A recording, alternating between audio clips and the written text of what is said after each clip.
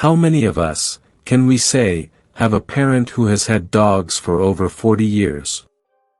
How many of us can say, and without exaggeration, that we have provided an important development of dog lineages? And that we transform them into a central lineage? In one of the best, mainly performance bloodlines of fighting dogs. One of the few who can answer these questions is the Lord, Floyd BOUDREAUX, of Louisiana. We talked, with you, Floyd BOUDREAUX. And we talk about their dogs, mainly the most famous ones. For example, the dog Blind Billy, the famous dog, Bose, the dog Eli Jr., the dog OX and many others. And for the first time, Floyd BOUDREAUX commented on his friendships. And also, about his relationship with some dogmans. For example, L.O. Kennard, George Sadler, Joe Curvino, Maurice Carver and other successful dogmans. Floyd BOUDREAUX is the wisest of dogmans. He has bred some of the best ring dogs. Stay with us, and catch up, for an interview with the legendary, Floyd BOUDREAUX, of Louisiana. Floyd, what was your first dog? And when was the first time you left Louisiana to fight with that dog? My first female dog was a brindle, her name was Flossie. I started in dogfighting very young, but the first time I took a dog was with Satagger Lee. That fight was in San Antonio, at a convention, by Maurice Carver. I went to fight a boy, who was called Stephen, together with his dog, called Rojo. His dog was good, but every time he was in the corner, he pushed the dog with his knee. Maurice was the arbiter, and I said, "Gentlemen, don't push the dog again, you pushed him last time." With all certainty, if I had not said, "Nobody knows," what could have happened? How did you meet Maurice Carver? I watched many Maurice Carver shows. I gave him some dogs, but I never did much business with him. He was a nice guy, and he could tell you a story like nobody else. I remember Maurice Carver and Jolly, that was, from South Texas. Once, they came here, in 1955. They were driving a Thunderbird, red in color, a convertible. I had to push the car to start it. In the car, they had a black dog named Butch. The dog jumped out of the car, and ran down the avenue, and we had to go after him. Maurice told me that he started with dogs in the year 1946. A year after I had my first dog. Maurice and Jolly went to Louisiana to take the dog Wino to fight. Wino was by Jolly. After the fight, Jolly sold Wino. And for that reason, Maurice Carver, he was very angry, and he didn't want to go back, along with Jolly, to Texas. Maurice, he knew a lot of people, he met a lot of young people, and a lot of hot dogs.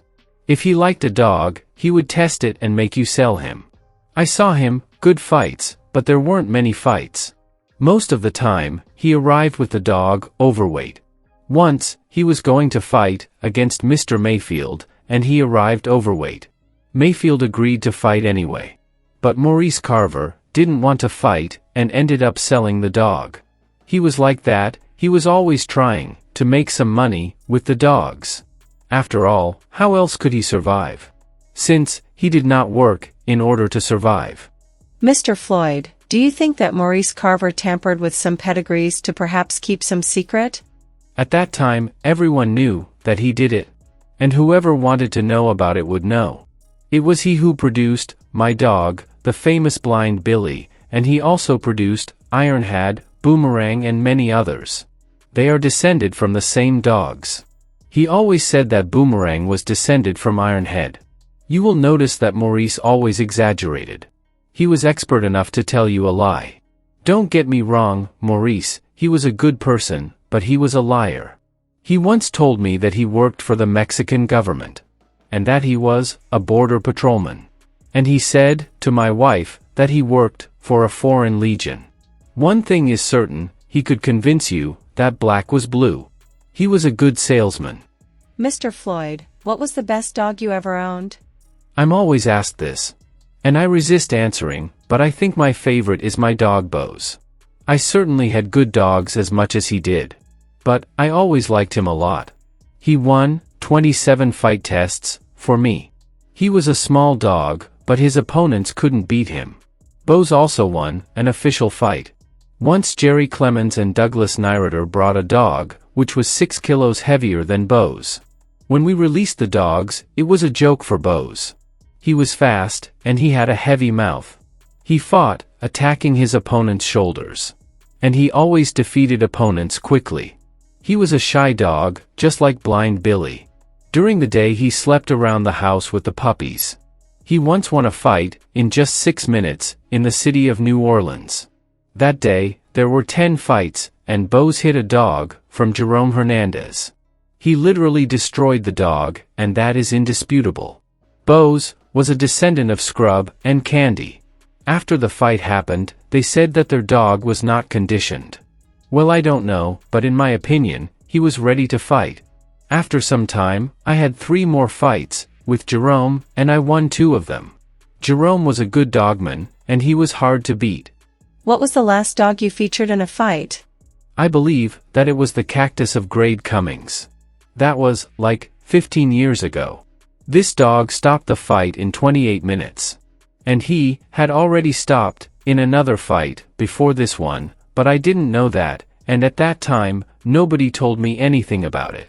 When I was washing my dog for him to fight, Atlas Brewer came up to me and said, "You want to know one thing about that dog?" And I said, "I would like to, but it's too late now. We had raised all our money, and I don't mean to be rude, but if a man wants to help me, then let him help me by encouraging. I would never allow a man to start treating a dog if I knew that dog was a stray, but that happened to me." Mr. Floyd BOUDREAUX, I want you to tell me the full story of the old dog, the famous Eli. How were they crossed? His parents? And also the children? Then, I'll say the true story and what it's like. And I have transparency about everything I say, and that's true. If I'm not right, consider me Martin Luther King's brother. Nowadays, at least 80% of the dogs that are fighting descend from the old Eli. I go crazy when I hear stories floating around of their kids like Bullison and Eli Jr. It's not just me, I know the real story better than anyone else. I lived it, but the future generations, which are emerging, do not know anything about the truth, and they have answered several questions, which they have read. And that's why I agreed to do this interview. It makes little men lie and change the true story. I will tell the truth, how these dogs were bred, as I have said before. Eli, he was a very good guy. After his fight against Jack Smith, from Cleveland, I bought him. We medicated him, and a Mississippi sheriff tried to buy him from me, but I wouldn't sell him. The next day, Raymond Holt from Texas, along with his wife, came to me to buy the Eli, but I had given the Eli to my friend, Junior Bush, from Alabama. He loaned the Eli to John Cotton of Chattanooga of Tennessee. They were very good friends for a long time, and it was there that they stole the Eli. I was the one who gave Eli to Junior. That's because he really was a high-class dogman.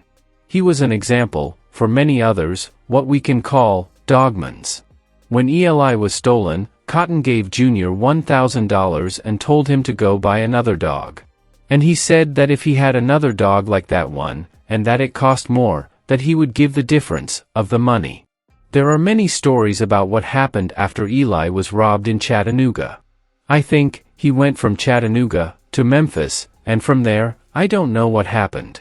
But I feel that some group down in Memphis had something to do with it. I really don't know what happened to Eli, but I'm so sorry about that. And I certainly wouldn't say that if I didn't believe what I'm saying. I believe that the Eli was also the father of the grand champion Zebo Ram.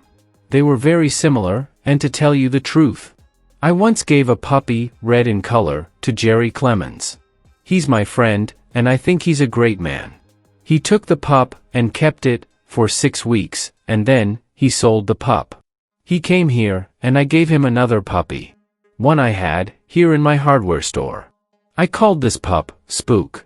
She descends from a brood, who killed each other, when they were still very young. He kept her, for about 2 months at most, and when she first came into heat, He brought her back, and I bred her with the Eli.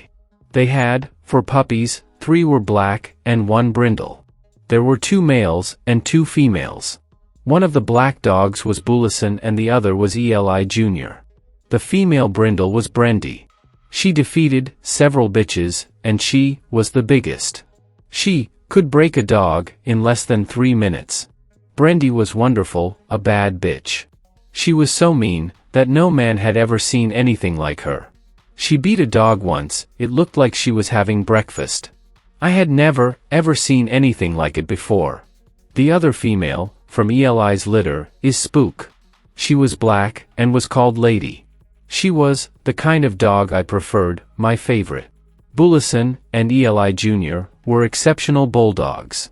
They were the cream of the crop, they were the best, and they went to fight to make history. Bullison was a good dog, but Eli Jr. was better.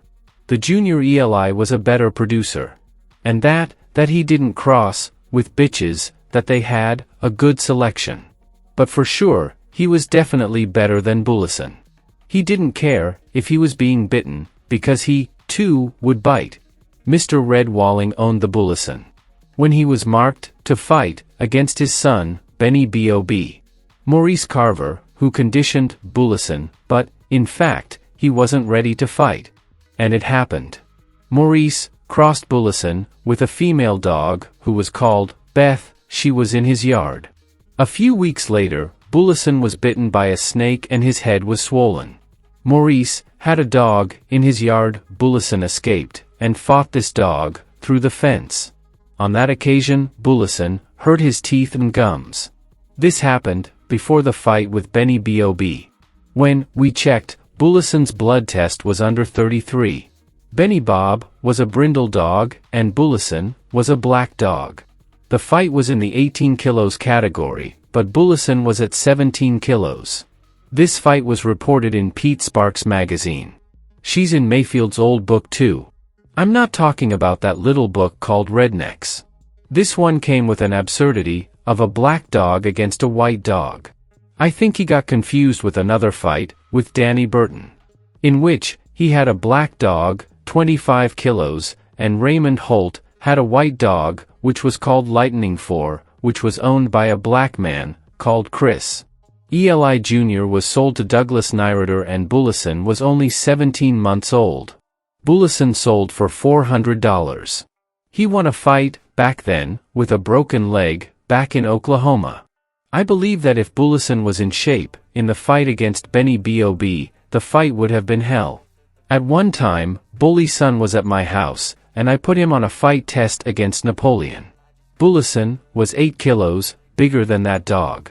But Napoleon was winning, but he couldn't go far, because Bullison was attacking hard. A while later, I won a fight with Napoleon. On the same day, that Bully Son won the dog SIR, which was being used by Bert Klaus. I remember an incident that happened with Bullison when he was still at my house. Jerry Clemens brought a dog to be tested in a fight. One day, while I was cleaning around the chain, the Bullison tried to attack me. Before he put his mouth on me, I hit him on the head with a shovel. After that happened, he never again tried to attack me in my backyard. If a dog, he's a people biter, I don't like him.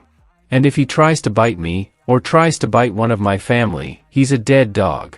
Jerry got Bullison when he was a puppy, and his dogs always had this mania. What about school, dog fighting? How do you do? I don't think you can change a dog after it's born. All that can be done is to sharpen, improve a little, your skills. You can't make him a game dog. Some people say that it is a risk to breed new bitches that have not been tested. Well, I crossed Spook in its first CIO.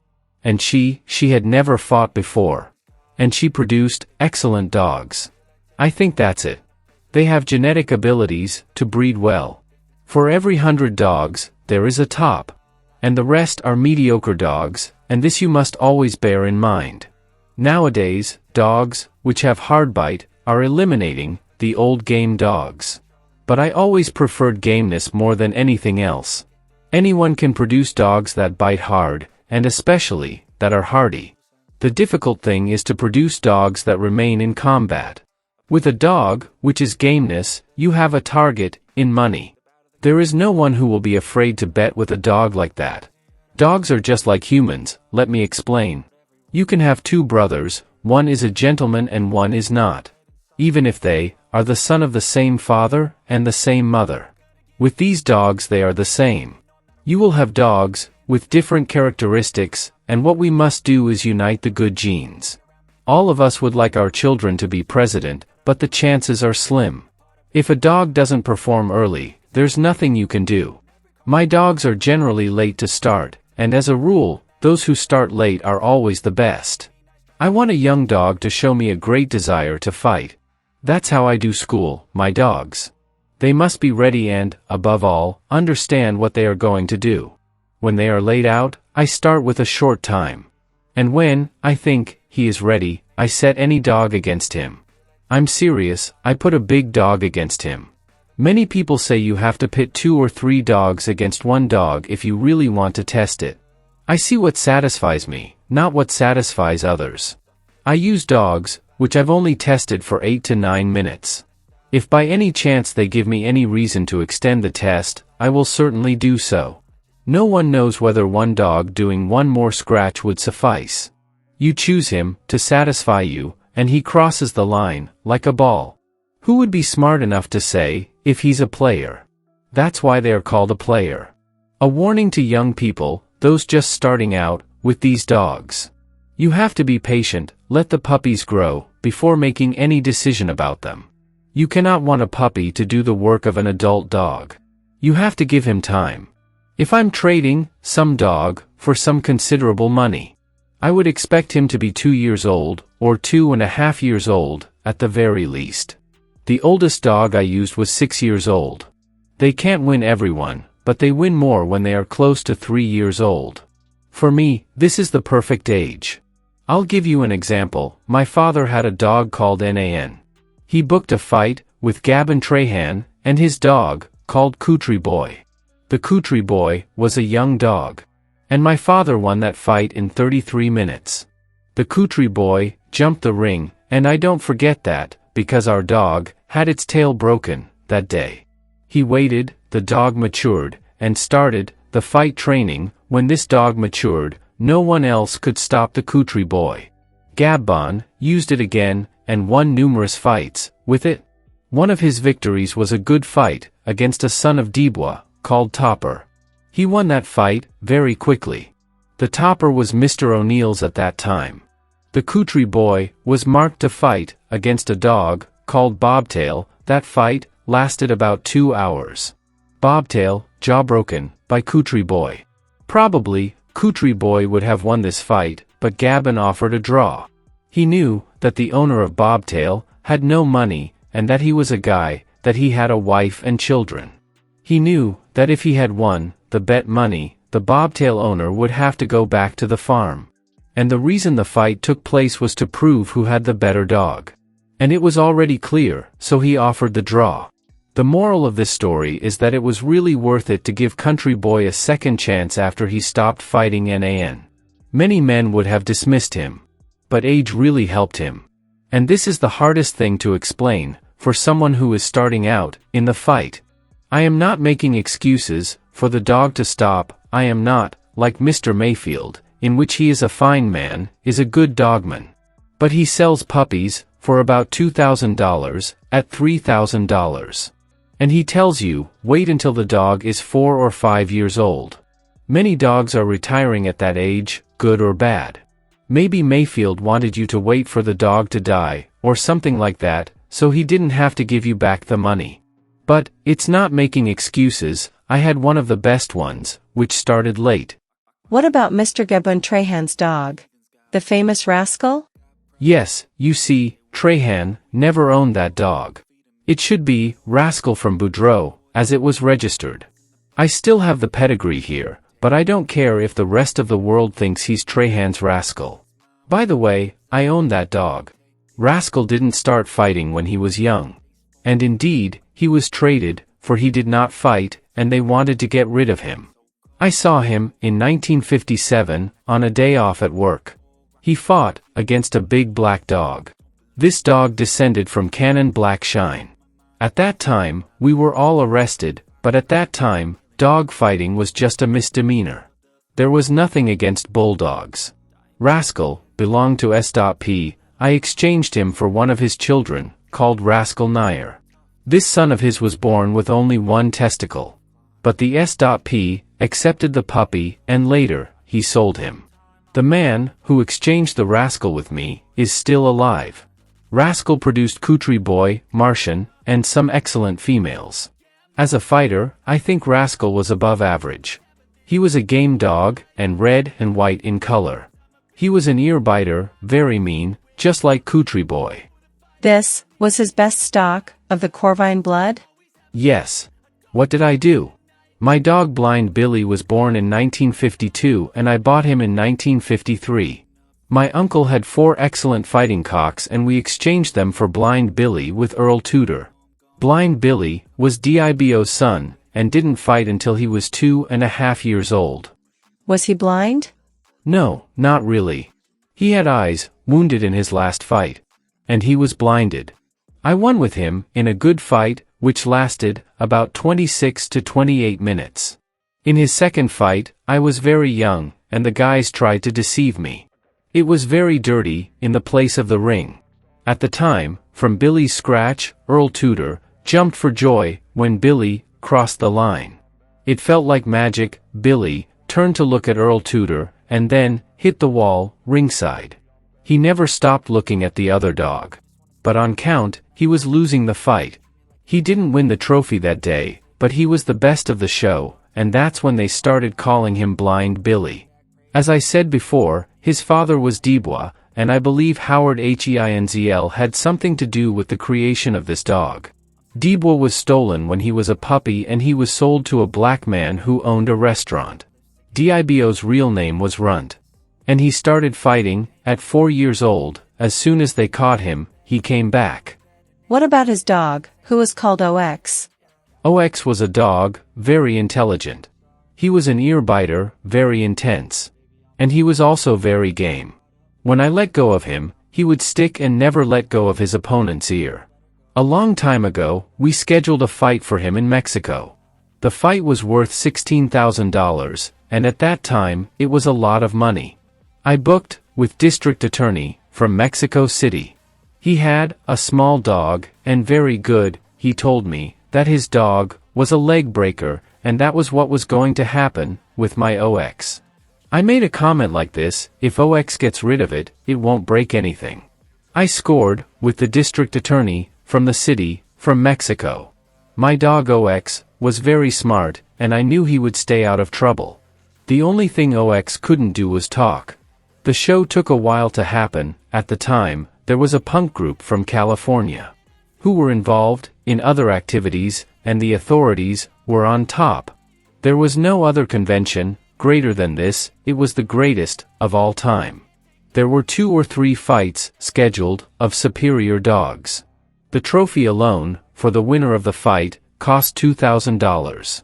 Who made the trophy was Larry McCaw, from California. In fact, the dogs needed to be trained to go far in this show. After that convention, we sold the OX. We were in need of money to move. I sold it to a Florida man named Bob Johnson. After a week, he took the OX. He called me and said that he put 3 dogs against OX. He told me that the OX stopped the first dog in 20 minutes. The second, he stopped above half an hour. And he entered to fight with the third dog as if he were the first. So he took the OX. He told me that OX was a dog that had a lot of game. And I said that I knew that he was a game dog, but not that he was, with that level of gameness. Many will never be able to understand. If you stress them often, one day they will stop. This occurs with many dogs that are placed in the ring. There is no need to kill the dog in the test, because there will always be a limit. Some dogs were never used. And many are indoors, and perhaps they would be machines in the ring. And this is due to lack of knowledge. OX was an excellent ear biter and he always kept out of trouble. There are few dogs that can handle this kind of situation. These dogs are flesh and blood. And many men cannot value a dog when it is top. They try to condition the dogs while they drink and watch television. But back to the subject of school. I took the dog Devil from Oklahoma and tested him in the fight for 9 minutes. And after a while, I used it against a dog that I saw fight for more than 3 hours. Sometimes you will see someone hitting a dog. And he will say, "This is evil," and I say, "No sir, this is the evil he has to go through. This is his way."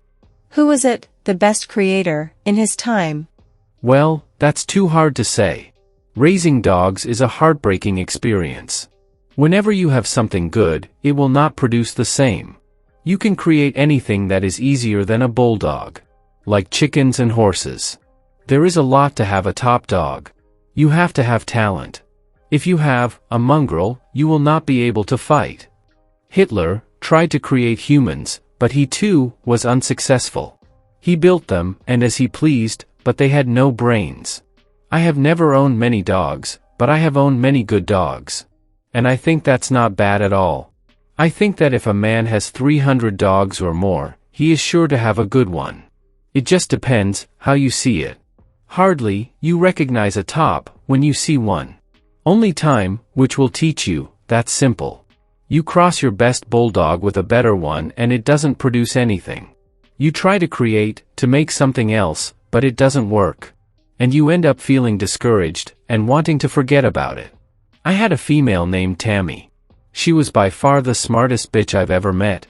She descended from Black Shine, and she was the only female dog I allowed inside the house. She was trained. If she was fighting, and I called her, she would come to me, and sit next to me. And if I told her to fight back, she would. I crossed her, with Rascal, and with Blind Billy, at the same time, in a space of 5 days. I did it this way, because the 2 males were already old. And I couldn't miss this opportunity. I crossed, first with Billy, and after 5 days, I crossed with Rascal. The pups were born 61 days after I bred Billy. But some puppies had the same markings as Rascal. She had 13 puppies in this litter. And all, the puppies of that litter, were good, and they became great fighters inside the ring. Bob Wallace came here when I crossed Tammy with Rascal and I gave him a puppy. This puppy was called Socks, and he always told everyone that Socks was a descendant of the famous Rascal. I never worried about that, since Billy and Rascal were mine, and they descended from the same mother. But people always criticized. When people saw the markings of the puppies, they said it was Rascal's son, not Blind Billy's. I never wanted a secret about it. People always say things, but I know the truth. There are people who made a lot of money with these dogs, and they had the same pedigree. I never worried much about it. I bred these dogs for myself, and it wasn't to please anybody. Money cannot be the goal when you are trying to breed good dogs.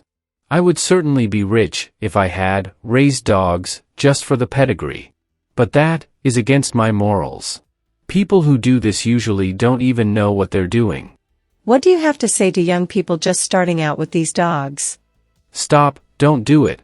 I would do my best to discourage him. This is an illness. When it gets into your blood, it stays. The reason I admire these dogs is that they are capable of doing this. They really are Americans.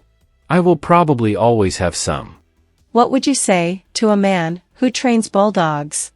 I don't know. I would say, for him to be honest. And give their pups a chance to prove something to them. If a 12-month-old or 14-month-old puppy isn't showing anything, that's precisely because he's young. When they do, 2 years old, they'll be stronger, and they'll get better. These dogs cost a lot of money, and need time, but they make a man prove he has a good one. We had 1 or 2 really good dogs, but we never had a lot of money to compete. But once, or twice, someone financed our fight, and it was worth it. Many people talk about great achievements. But they don't really know how to do it. When we are in difficulty, it is necessary, more than money. And that's what takes a man, who has courage, personality, along with ambition. Competing in a fight, with your bulldog. At the end of the interview, Floyd BOUDREAUX, the renowned pit bull breeder who is known for his exceptional work, shared his experiences and perspectives on dog breeding. He discussed the challenges and rewards of working with this very special breed.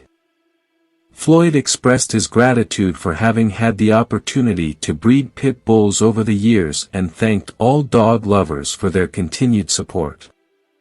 Subscribe to the RL Kennel channel, managed by Rodolpho, to follow the next story, which promises to be exciting and full of learning.